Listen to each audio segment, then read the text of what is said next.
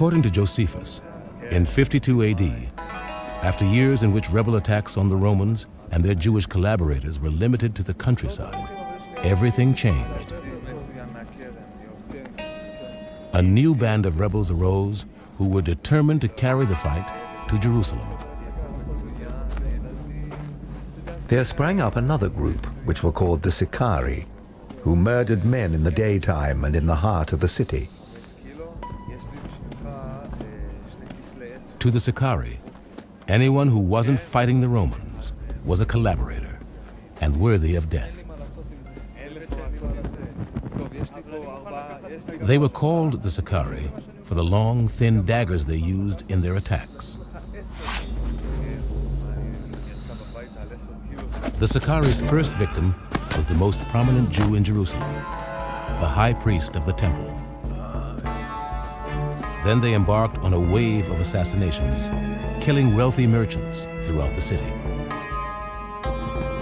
Many were slain every day, and the fear men were in was worse than the calamity itself. For everybody expected death every hour, as men do in war. The willingness of the Sicarii and their fellow rebels to use murder to achieve their ends won them a name that would be given forever after to extremists. They were called Zealots.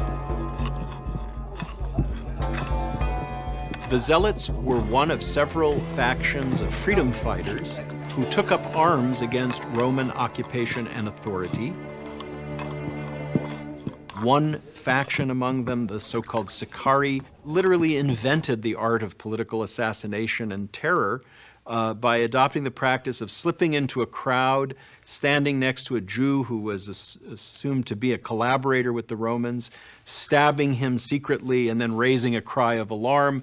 In the panicked crowd, the assassin would slip away, and the bloody corpse would be left behind as a reminder to any other Jew who was ready to collaborate with Rome that death was the price of collaboration.